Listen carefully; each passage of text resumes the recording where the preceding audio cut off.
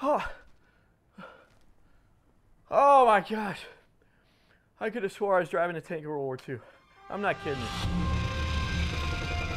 Ever since I was a little guy, I always loved those movies about the Second World War. I was in awe of the machinery and the scale of the destruction. My favorite had to be the tanks. They seemed indestructible. How cool would it be to actually be driving one of those behemoths? Well, I guess Walt Disney was right, and wishes do come true. Welcome to Drive a Tank in Kasota, Minnesota.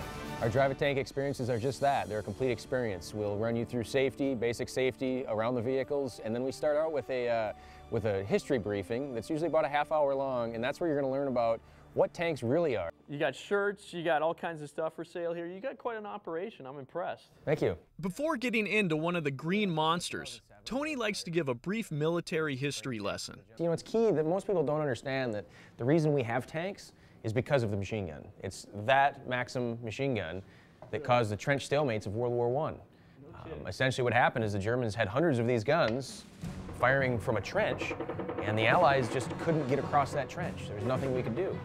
Our soldiers were very vulnerable to the machine gun fire. So eventually a British man came up with an ingenious idea to mount a metal box on tracks. They could just drive right past these machine guns. A moving fortress. You got it. Wow. And just like that, I was ready to fire a machine gun, Rambo style. You've got sights across the top, notch, spike in the notch, hold here, triggers underneath, your extra hand goes over the top. Yep, you got it. And I'm aiming for that target.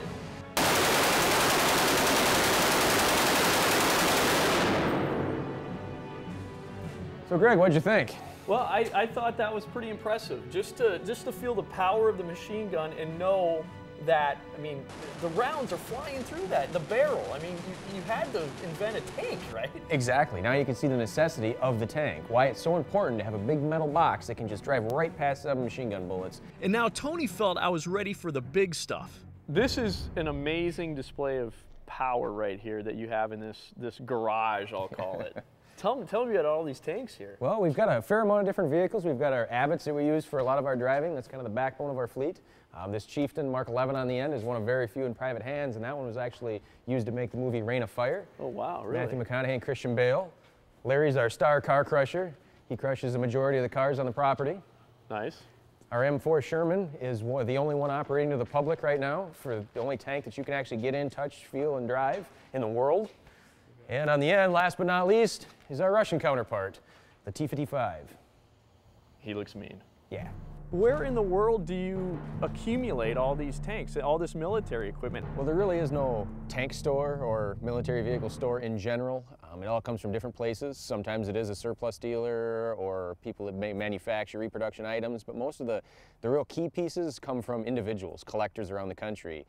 It's not stuff that really comes up for sale. You kind of got to just know everybody. It's a pretty small crowd, the tank guy crowd. But we all keep together, communicate well, and if somebody wants to sell something, they'll let you know. And it's all just one at a time, no different than you might accumulate any kind of other rare antique. It was now time to board the 84,000-pound Sherman. John Wayne, move over. Well, mount up. You've never seen a guy so gangly before in your life. Watch how awkward I am. Well, that's actually, hey, I'm doing better than I thought I'd do. Okay. Well, this is definitely a first for me, Tony. Oh, if this leg, get in there. Okay, Tony, we're in here, and to say that it's tight is like a huge understatement. I mean, we're packed in here. Well, actually, a lot of the troops love the Sherman tanks because they were so spacious compared to other models like the Russian tanks. You're telling me this is spacious? This is a spacious tank. Really? That's right. So how many crew could be in this? Sherman tank would operate with a crew of 5, driver and assistant driver up front in the hull, gunner, commander, and loader in the turret. So, and then also, this seat, this is kind of the driving position, correct? Well, that's for driving when you're not in combat, when you're in a road march, you can have your head out, you can see things going on, Yeah, get a little air. You don't want your head poking No, out. no, Yeah. your seat goes down to the floor, your hatch comes closed, and you drive from inside. But this is the driving position, and you're going to show me how to do this. How do I drive this thing? Well, it's very easy.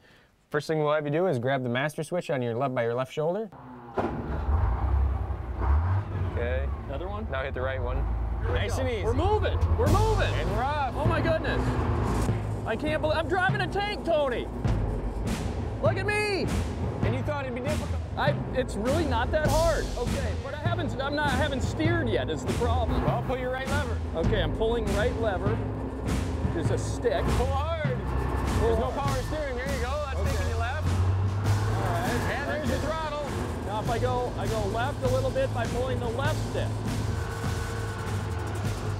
So you're saying the fastest that we can go is about 25 miles an hour. That's right. Okay. You got to remember this baby was made in 1945, and back then, that was pretty fast for an 84,000 pound. Yeah, 84,000 pounds. That's right. These EZ8s are up armor. They've got a bigger gun, bigger tracks. Now keep in mind that this is a 70-plus-year-old technology, and there are very few of these left still running in the world. So what happens if she breaks down? When a tank breaks down after an event day, if we have an event day following, basically my crew, we get together, we do what we need to do to keep them running. We stay up all night to get it back running for the next event. My warehouse, a lot of parts. I probably have the largest inventory of military vehicle parts in the country. We've got a lot of pieces to keep everything running, and if we can't buy it, inventory it, we manufacture it, do what we have to do, find a replacement, find something close, modify it, change it, do something, but we always keep our vehicles running for the customers. What's amazing is that, you know, obviously these tanks are formidable, but you're kind of a sitting duck too. Well, that's why they call them death traps. Actually, the soldiers would prefer to be on the ground. At least when you're on the ground, you can hide. Yeah, there's no hiding in this thing. There's no hiding in it, and there's no hiding in it. The M4 Sherman tank was used throughout World War II in Sicily, Italy, and Western Europe, along with the Pacific Theater.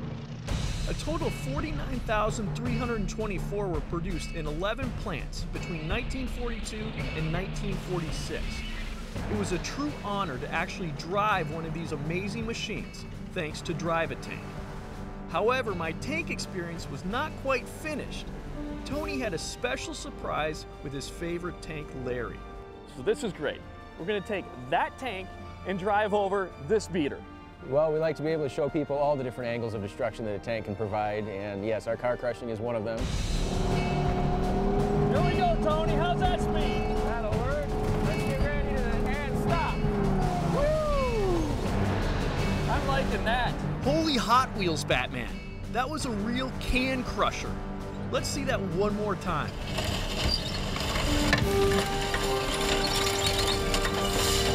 That tank made this car look like it was made by Mattel. Yep, the enormous power of the tank is simply amazing and can be experienced firsthand at Drive a Tank. If it's not on your bucket list, add it now. As for me, to heck with the PlayStation, I can now say I drove a Sherman for real, and now my dream of being a tank commander in General Patton's army will just be a bit more real. Life to the Max will be right back. Don't touch that dial. Life to the Max is brought to you by LifeTouch, photography for a lifetime.